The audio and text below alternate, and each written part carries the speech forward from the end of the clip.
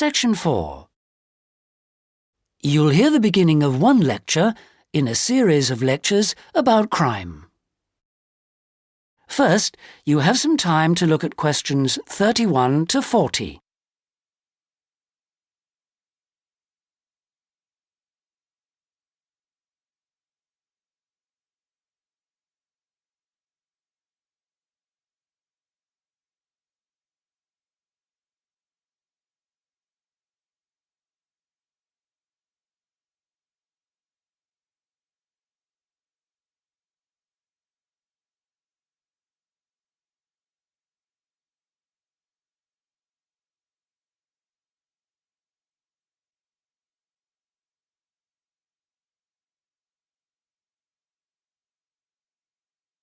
Now listen and answer questions 31 to 40.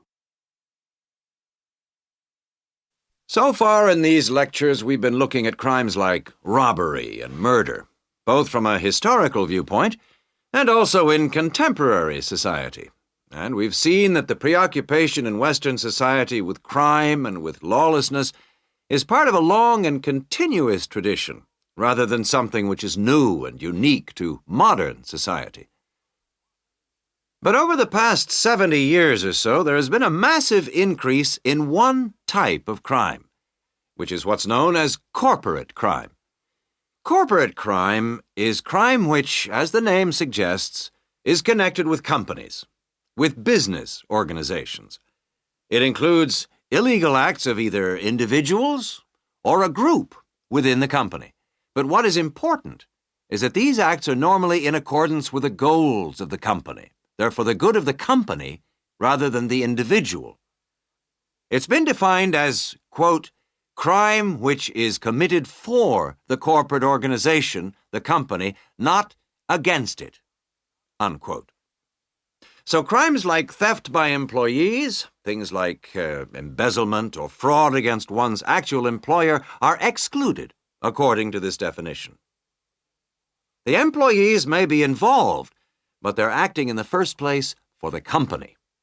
They may not even realize they're committing a crime.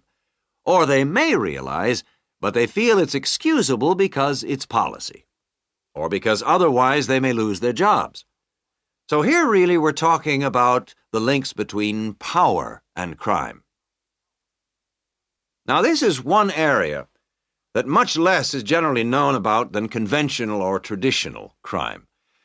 It has been relatively ignored by the mass media.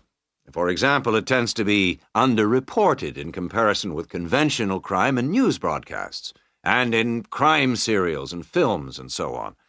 They very rarely deal with corporate crime. And it also tends to be ignored in academic circles. There's been far more research on conventional crime, and far more data is available.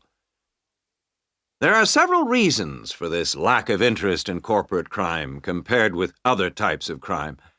It's often very complex, whereas with conventional crime, it's usually possible to follow what's going on without specialist knowledge.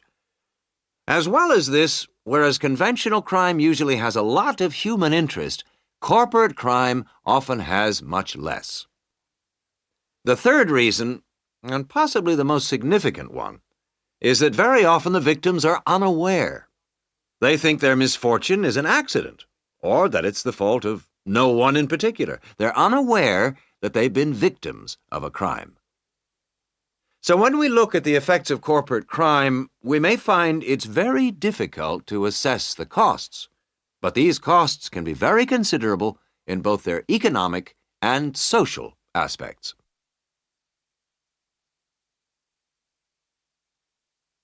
Let's look at the economic costs first. For example, if a company is producing fruit juice, and it dilutes its product so that it's just a little below the concentration it should be, many millions of people may be paying a small amount extra for their carton of orange juice.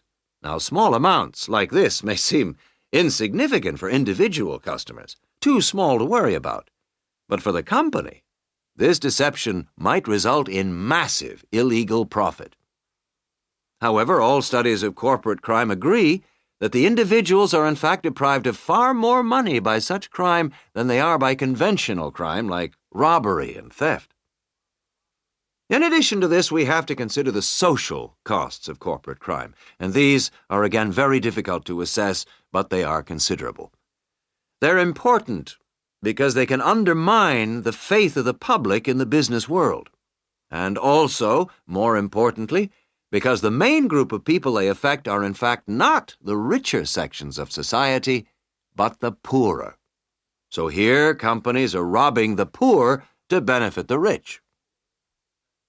There are two more points to do with corporate crime that I'd like to illustrate with reference to a specific event which occurred several years ago. This was an explosion of a large oil tanker, which caused the loss of more than 50 lives of the crew. It was an explosion which never should have happened, and a subsequent inquiry laid the blame not on anyone who had actually been on the tanker at the time, but on the owners of the tanker. They had deliberately decided not to carry out necessary repair work on the tanker as it was due to be sold, and it was this lack of repair work which was directly responsible for the explosion. Now, this illustrates 2 points to do with corporate crime. First of all, that it does not have to be intentional. The owners of the tanker certainly did not intend it to explode. But very serious consequences can result from people or organizations not considering the possible results of their actions seriously enough. The main crime here was indifference to the human results, rather than actual intention to harm anyone, but that didn't make the results any less tragic. And this leads me to my second point, that corporate crime can have very severe consequences. It's not just a matter of companies making bigger profits than they should do, but of events which may affect the lives of innocent people.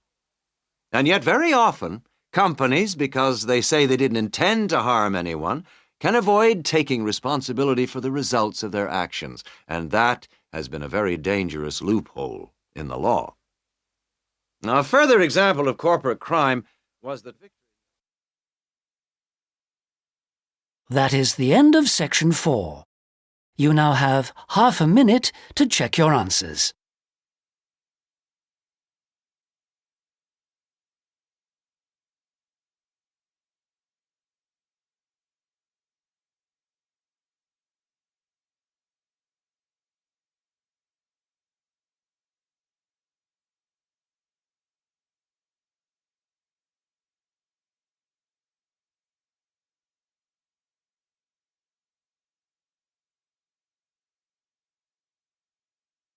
That is the end of the listening test. In the IELTS test, you would now have 10 minutes to transfer your answers to the listening answer sheet.